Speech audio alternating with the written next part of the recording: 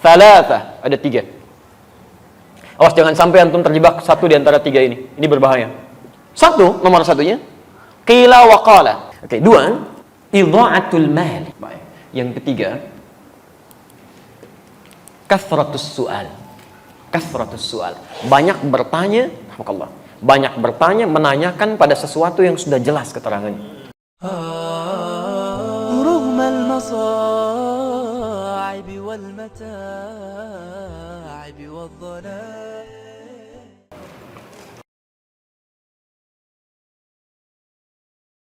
Kalimat hadis terakhir di Al-Bukhari, nomor hadis 1477, tadi yang sudah antum tuliskan.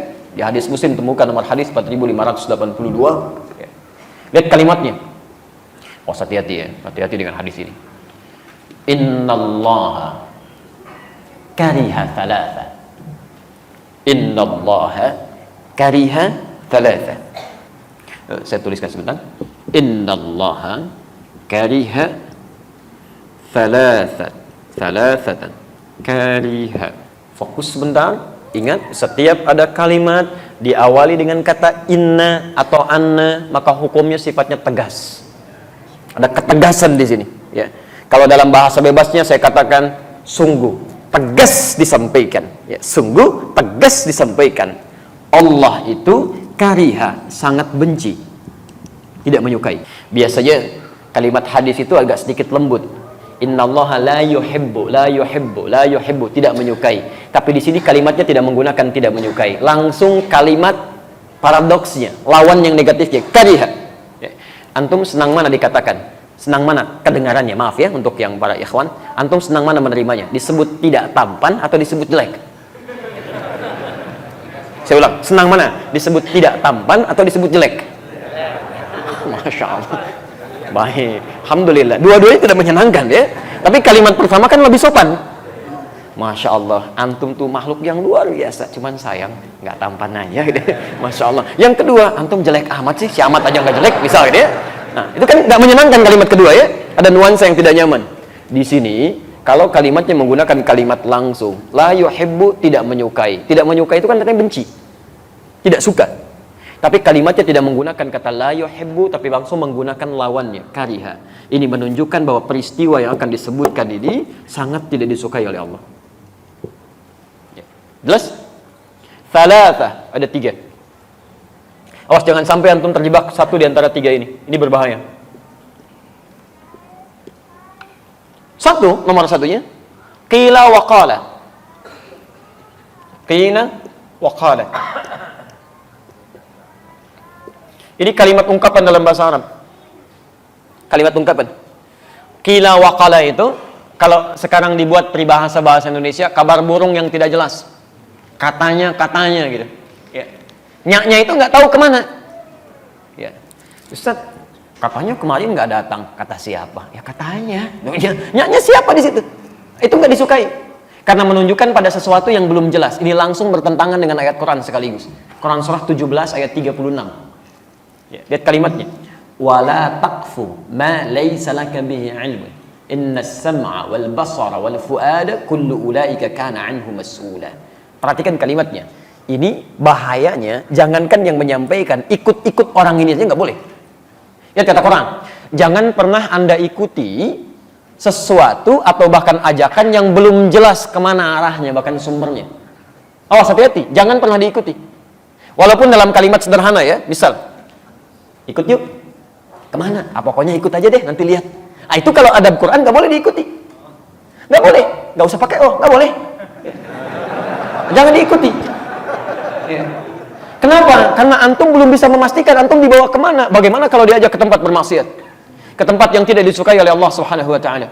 Ya. Ketika antum terjebak dalam kesalahan, menyalahi aturan Allah, berbuat fasik bahkan di situ, maka lihat kalimat ayatnya. Innas sam'a wal basara wal fuada. Telinga kamu akan ditanya, mata kamu akan ditanya, bahkan pikiran kita akan ditanya. Kalau kalimat bebasnya, akal kamu dikemanakan sampai kamu nggak tanya dulu? Telinga kamu dikemanakan sampai nggak dengar dulu perkataan dia?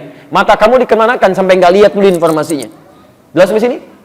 Baik, maka yang pertama, Allah sangat tidak menyukai, sangat membenci hal-hal yang tidak jelas sifatnya. Qila wa qala, kata si fulan, kata ini, kata itu, tapi tidak jelas dari mana sumbernya. Jelas di sini? Apalagi dibawa dalam nuansa agama, itu nggak boleh. Ya, nuansa syariat itu ditinggalkan. Ya. Oke, 2, idha'atul mali. Idha'atul mali. Boros, menyia-nyiakan harta. Idha'atul mali. Idha'atul mali, atau di sininya idha'atul mali. Ya. Menyia-nyiakan harta. Insyaallah. Orang ingin mendapatkan setengah roti, rebutan dengan 16 orang itu. Ya, di Aleppo pengen dapat susu, sampai ya Allah, jalan mungut-mungut di tempat sampah gitu kan. Bayinya sampai kurus kering untuk mencari-cari itu. Antum kok dibuang-buang? Ya kan? Nasi itu kan berapa banyak yang terbuang itu dari makan itu. Dari rotinya, dari minumannya, tidak sedikit diantara sebagian orang-orang meminum aqua gelas cuma setengahnya, sebagiannya kemudian disimpan dibuang. Sementara orang-orang Palestina untuk mendapatkan minuman yang benar-benar bersih saja, itu mesti berjuang membebaskan dulu sumber minuman dari racun yang sudah diracun itu. Itu tidak mudah. Maka jangan disia-siakan. Termasuk idha'atul mali itu dari kata dhiya sifatnya. Bukan hanya menghilangkan esensinya, tapi menghilangkan nilai pahalanya. Awas, termasuk idha'atul mali itu menggunakan harta tidak pada tempat yang diridhoi oleh Allah Subhanahu wa taala. Misal, mohon maaf ya, tolong baca ini dengan baik ya. Baca ini dengan baik. Aturan Qurannya, setiap Allah tambahkan harta kepada kita, itu adalah peluang lain bagi kita untuk meningkatkan ibadah lewat harta itu. Karena mungkin peluang ibadah lewat sisi yang lain sudah kurang mampu kita tunaikan. Jelas ya? Ada orang sudah bisa puasa, bahkan Masya Allah, Seninnya sudah jalan. Tapi jangan dulu senang, karena yang lain sudah tambah dengan Kamisnya.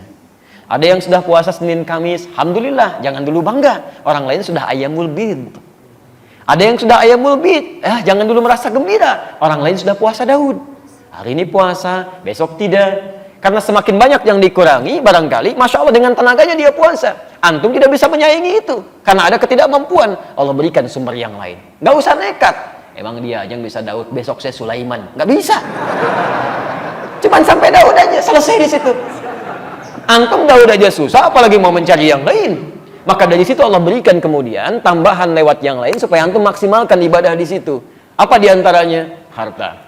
Karena itulah ketika Allah titipkan harta, turun kaidahnya. Antum baca betul, pahami titipan Allah yang maksimal pada diri antum itu apa. Quran surah misalnya ke 28 Al-Qasas ayat 77 itu. Ya, sampai dengan 79-nya. Jelas ketentuan harta itu. Wabtaghi fi ma ataqallahu daral akhirah wa la tansa nasibaka minad dunya. Perhatikan kaidahnya. Setiap kami tambahkan keluasan harta benda, kata Allah gunakan itu untuk mencari peluang terbaik mendapatkan tempat di akhirat. Dengan kata lain, gunakan untuk ibadah untuk mendapatkan kemuliaan akhirat. Karena mungkin kamu belum terbiasa bangun malam sambil berlama-lama, hafal Quran belum didapatkan. Masya Allah, puasa belum dijalani dengan konsisten yang sunnahnya. Nih, tambah dengan ini. Kalau orang baca, kamu belum mampu baca dengan maksimal, minimal sedekah dengan hartamu ini, belikan mushafnya, simpan di masjid. Satu hurufnya dibacakan, kamu dapat bagian 10 kebaikannya. Masya Allah, itu yang kita ambil. Bukan dijadikan bahan untuk kesombongan diri. Kalau cuma sombong, yang dulu sudah ada, namanya korun. Hartanya lebih banyak dibandingkan antum. Jangankan hartanya, kuncinya aja kalau dibawa-bawa, itu dibawa orang-orang di belakang ya. Kalau jalan kemana-mana Pak, maaf ya, saya sering ulang kisah ini. Korun itu informasi Quran di ayat 76 surah ke-28, surah ke-28 ayat 76. Inna qaruna kana min qaumi Musa fabagha alaihim. Korun itu termasuk kaum di zamannya Musa, sombongnya luar biasa. Ya. Sombong dengan hartanya, bagha itu sombong dengan harta. Kalau sombong dengan kedudukan disebut togo. Fir'aun disebut togo, Qarun disebut bagha, sombong dengan harta. Tapi apa yang disombongkan? Wa inna mafatihahu latanu bil usbah. Dan sungguh kunci-kunci berangkasnya saja. Itu kalau diangkat orang-orang terkuat di zamannya, masih belum keangkat Pak. Baru kuncinya aja. Kuncinya. Antum kalau punya kunci berangkas satu aja. Antum tampilkan begini, dipublikasikan atau antum sembunyikan? Pasti disembunyikan. Gak ada kisahnya orang punya baru satu berangkas, kuncinya dipoto, ceklik. Berangkas saya yang terbaru. Ya, itu cari masalah. Itu baru satu. Korun tidak. Nih saya banyak nih. Kalau mau ambil aja. Ini aja ngangkatnya nggak kuat. Kemana-mana kunci. Kaya, sombong Pak. Jadi kalau ada orang kaya sekarang sombong Bu, itu ketinggalan. Dan keterlaluan karena dia tidak sekaya Korun. Dan Korun hancur juga gitu. Makanya turun ayat tadi. Itu saya tambahkan kata Allah, bukan untuk disia-siakan. Ngapain sombong, karena nggak akan dibawa pulang. Gunakan untuk peluang beramal. Ada baju baru, pakai dulu untuk beramal. Pakai untuk sholat dulu, kan? Ada alas kaki baru, gunakan untuk ibadah. Sehingga ketika Allah ambil, maaf, kalau Allah titipkan kepada kita sandal, hakikatnya sandal itu punya siapa? Sudah, kita cuma dititipin aja. Mumpung masih dititipkan, gunakan dengan baik sebelum itu diambil lagi. Saya ulangi, sandal punya siapa? Kalau ada hilang, jangan marah. Tugas antum mencari, ikhtiar, bukan marah. Awas, bukan marah. Yang punya siapa? Nah, sudah. Kalau yang punya sudah mau ngambil, tinggal di mana kemudian dia dititipkan. Mungkin gantian. Ya, antum ikhtiar aja cari. Kalau sudah tidak didapatkan, mungkin Allah mengganti, dititipkan kepada yang lain. Nah, tapi hati-hati kalau ngambilnya dengan cara yang tidak salah, ada sesuatu yang mungkin yang haram yang akan diambil dari antum. Karena rezeki pencuri itu rezeki yang haram. Ya. Tapi poinnya adalah bukan itu. Poinnya, mumpung masih dititipkan, gunakan pada yang baik. Kalau sudah nggak ada, antum nggak punya peluang lagi. Itu yang dimaksimalkan. Ya, kendaraan segalanya, sehingga hisabnya gampang. Pakai baju pertama kali, gunakan untuk sholat. Begitu dihisab, hei fulan, dari mana harta yang kamu dapatkan? Engkau maha tahu ya Allah, hamba dapatkan dengan cara yang halal. Keringatnya bagi dia, menjadi saksi semuanya. Allahu Akbar. Kemana engkau pertama kali gunakan? Ya Allah, bajunya bicara untuk sholat. Enak hisabnya. Ya. Antum punya baju baru digunakan untuk apa? Masya Allah. Antum undangan sekali belum tentu dalam setahun sekali antum pakai baju luar biasa. Nggak ada yang kayak Allah ngundang 5 kali dalam sehari. La haula wala quwata illa billah. Begitu ditanya, dari mana kamu dapatkan harta yang paling halal ya Allah? Engkau menjadi saksi dalam semua perjuangan hamba. Kemana kami gunakan? Undangan ya Allah. Oh, jawab apa? Ya. Ini idha'atul mal. Ya, tolong dicek ya.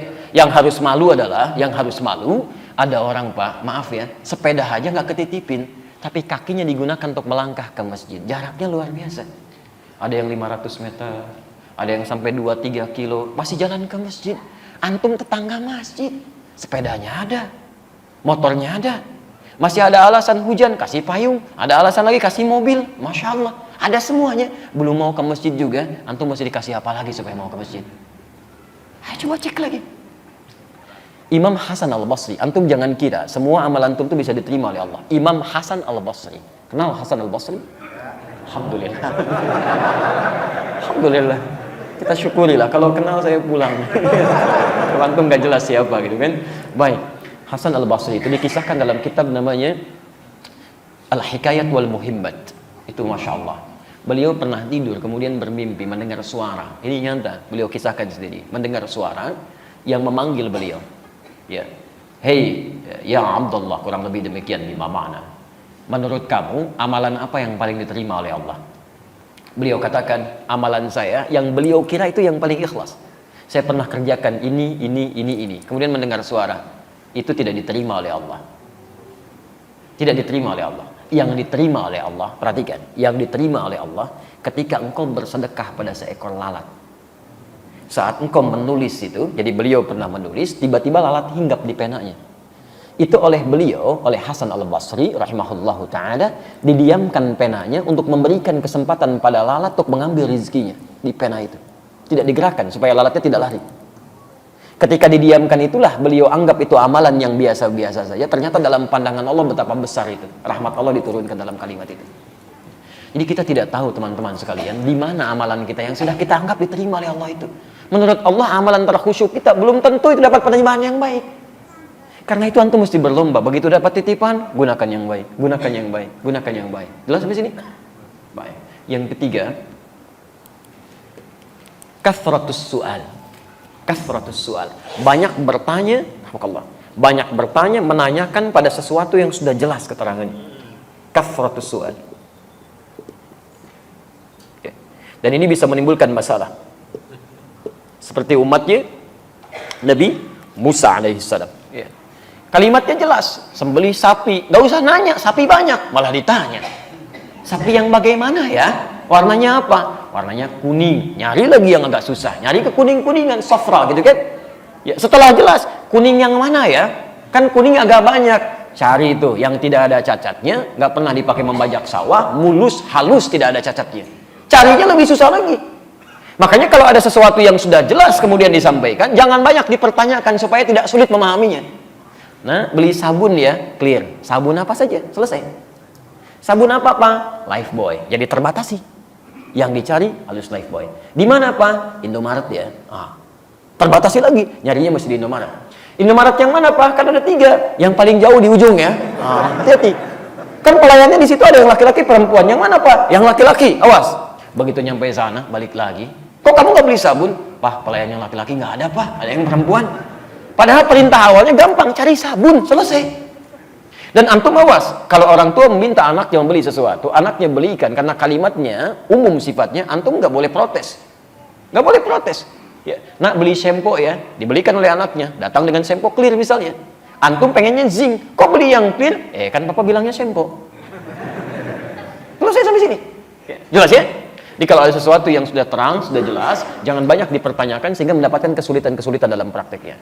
Nah, kesimpulannya di sini, jika ada berita yang menyebar dalam hal yang tidak baik, pertama pastikan dulu sumbernya. Jangan menebarkan sesuatu yang bisa melahirkan dosa. Hindari kesimpulan yang tidak tepat. Yang kedua, pastikan sumbernya baik. Yang ketiga, mohon maaf, jangan cepat disebarluaskan sebelum nyata maslahat atau madaratnya. Dan sekalipun Anda telah jelas mengetahui dari mana sumbernya, itu pun tidak harus kemudian Anda sebarkan lagi pada orang lain jikalau tidak ada manfaat yang bisa hadir dalam kehidupan bermasyarakat. Jelas di sini? Ya. Jadi tidak setiap yang sudah kelihatan jelas sumbernya langsung Anda ekspos, tidak begitu. Ini ada manfaatnya enggak? Kalau nggak ada manfaatnya, tinggalkan. Kalau ada manfaatnya, sebarkan. Dan itu yang bisa menghadirkan pahala untuk kehidupan kita. Kalau pernah terjadi dalam kehidupan kita, menyebarkan sesuatu yang tidak kita tahu, kemudian tiba-tiba jadi keliru itu, maka insya Allah kalau dilakukan dengan cara yang tidak sengaja, karena ketidaktahuan dan tidak ada ilmu di situ, termaafkan sepanjang kita bisa bertobat dan beristighfar pada Allah tanpa mengulanginya. Ketentuannya ada di Quran surah ke-33 ayat yang kelima itu.